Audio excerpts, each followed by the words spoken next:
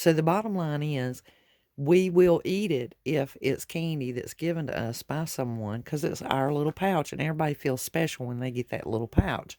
So rather than doing a hot chocolate gift pouch, I'm going to change up the venue and I'm going to do candy pouches. And that way I can give them to anybody.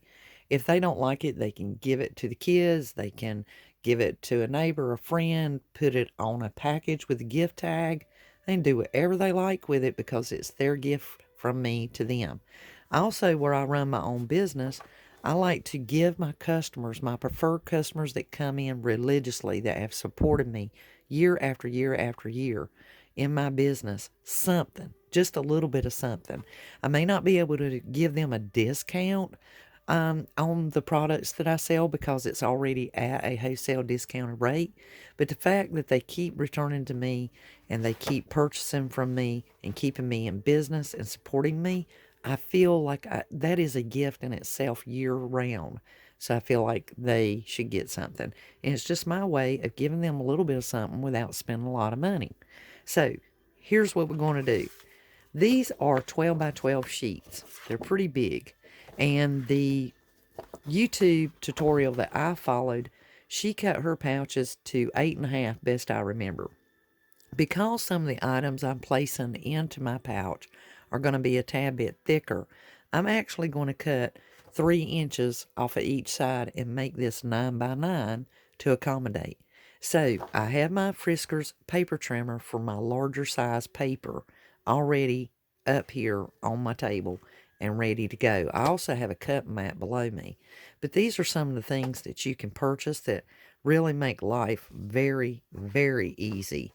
And with that being said, I'm going to cut these down to that 9 by 9 size so that I can relatively, enjoy making this pouch. So I'll be right back. Let me get set up. These are already cut at 9 by 9, just like I was telling you, to allow for it.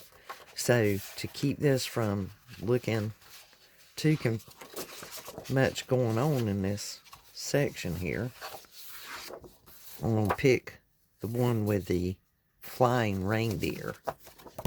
We'll use that one. So this is real easy. I've got it facing me. I'm going to turn it upside down. And you can pick either corner depending on if you're trying to run a print a certain way. And you're going to fold it into a triangle. And then you don't have to put a hard crease on this because remember, it's going to be a pouch. You're going to take this flap and turn it down, and you can just base on how far you want to go down. I've been going about a 1/2 inch away from the bottom and just put a crease on that. Like I said, this does not need to be a hard fold. You just want a nice fold on it. Now I'm going to flip it over and turn it this way. It's just easier. And take this end and go upward with it. And you can kind of eyeball it because after you do so many, you'll know where you want it and you can refix it. That's the good thing about using quality paper. And I'm just using my scissors here. And once I mash that down, I will slide my scissors on it to give it a hard crease. Same thing over here. I'm just going to take that flap and turn it up. And you can kind of lay that other one down just a moment and get them about the same as you can. I mean, you're doing this by hand, guys. It's handmade. They're going to love it. Now, I put a hard crease on that. Now, on this, rather than trying to use double-sided tape on it and it come up, I'm just using my regular masking tape. And I just put a strip right down that edge just to hold it. And that also allows it a little more flexibility when it's being opened. Okay, so we've got that. Flipping it back over, and we got this. At this corner, I literally lay my finger there, and if you push down on it far enough, it's gonna pull it up for you. And then I just kind of mash that to make just a little crease, and then I do the other side the same way. I just lay my finger in there, and just go along the edge of this flap, and I just make a little crease, and there you go. You got your little beveled pocket, and these things will hold a massive amount, and with it pitched out this way and you put in the creases, it's more like a box, and so you can put a plenty in there. And if you needed to, it's going where you've pinched it over here, it's going to make like a little gusseted flat square in there. So I hope you can see that. And now I just take, and if I, like this one for example, I will glue that directly on there. Now with this having gold and yellow and everything, that's pretty neat. I'm not crazy about this Santa. He creeps me out. So he will probably get pitched. But like this little penguin, rather than, and maybe I don't want deck the halls on there at all, and maybe I just want the penguin, well, then I just basically cut him out. I don't even try to be perfect about it. I just kind of go around and angle it out as best I can and just kind of take him off. And then I might trim back some of this, you know, try to make it look kind of neat and fashionable. It doesn't have to be exact, though. I just don't want you guys thinking you guys spent a lot of time on this. I just think that was just too much green, and I want it to look more custom and fancier. See, and that looks much better with that removed. And then, like if I was using this poinsettia on this gold backing, I would probably just cut it out around it. But see, I have other papers, and that's why I'm considering doing this. Now, on this particular one, I do use the double-sided tape. And you can get double-sided tape at Dollar Tree or anywhere, Walmart or anywhere. I would recommend maybe Dollar Tree simply because it's $1 and it's Christmas time and you're trying to save money, not spend money. If you can find double-sided tape there, get it. If not, go on and make the purchase because it's not like you're wasting money. As long as you keep it dry and covered, it's fine. So there you go. We have our little pocket pouch to put all our goodies in. I'll do one more for you, just to show you this little badge piece.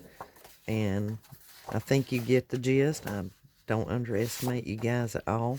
I just try to consider the back here, and consider the back here whenever I'm doing this. So I'm going to fold one more.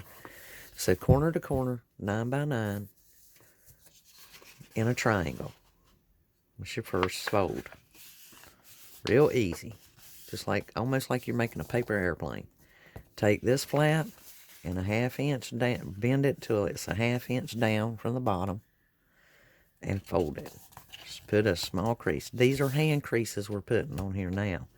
Flip it over and turn one corner towards you and bring it up towards the other point, but not complete. Stay within a couple of inches away from that upper one.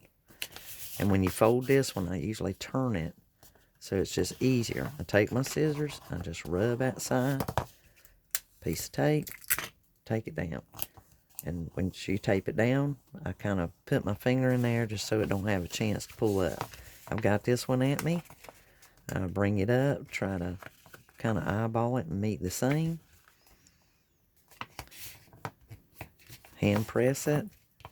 Then take a bone or back of the scissors, whichever you got, and press it. I use my letter opener, whatever I have. Just takes the pressure off of you trying to get a crease on it, and it don't burn your fingers. And there we go. We have our neat little pouch now. Go over here, put our finger, one index finger in there, and let it go backwards. Just bevel it up and put a crease down that edge. You don't have to go to the point. Go to the other side, put our one finger in there, using our thumbs, pressing it, and voila, we have our pouch again. Take my decal, or whatever I've selected, and situate it on there to where I want it. One piece of double-sided tape on the back. Depending on which way I want to turn it, I think I liked it going like it was. Find my spot, and there we go. It's done. And it will stay just like that. And now we have our pouch on the inside.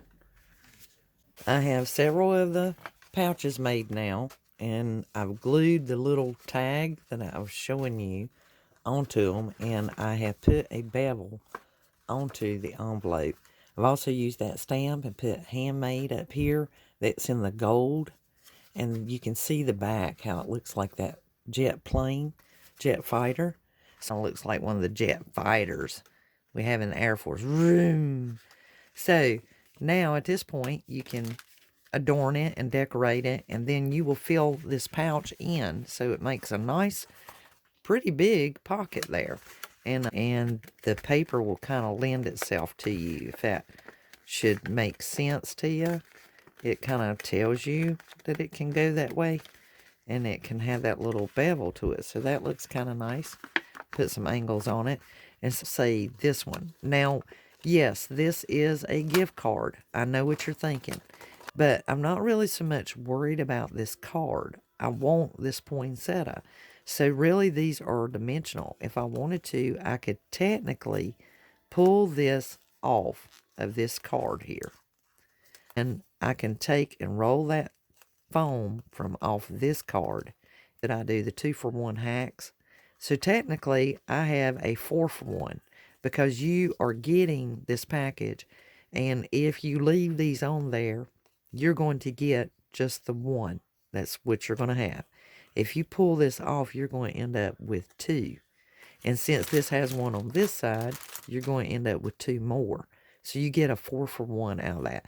But basically, place it right on there. Would that not be the cutest darn thing you ever seen? Then by the time I fill it up, it's going to be awesome. And if I want to stay in theme, I could technically pin that one to glue that one to this front, take this card, and once I fill up the envelope and I place this into a silo bag, I could take some ribbon or cord, punch a hole, and put that tag on there. So the thing is you just got to be a little bit creative and just think beyond what you're seeing. Think, like come up with ideas. That's how all the greatest inventions are created, is it was one person's idea, and that one person took that idea and just catapulted it into the current light of day, per se, to where people are attracted to it and they want it. I mean, before it was just laying around until somebody thought it was a cool idea, and then that just kind of like spread it like a virus. They put that out there, and then all of a sudden, everyone wants to be in on it. Everyone wants to be a part of it. And so, see, just that quickly, I have placed just a tad bit of Elmer's glue, Elmer's Kids School Glue. I have this cute little thing I bought, just taken, and I'll let that dry. You can see it'll dry clear. It's glue. And all Elmer glue dries clear. And I could set that aside and build some more. And then by the time I get them all built, I could very easily go on. Now, here's another thing I'm going to add to this, and then I'm going to let you guys take this idea and run with it. One of these rubber stamps, and you could place that right there and stamp it. And then whenever they get all their goodies out there, they'll see that, you have this little hidden message for them. And even so, they may know you well enough that you're a crafty person and think, oh my goodness, she or he has come up with something else for us now.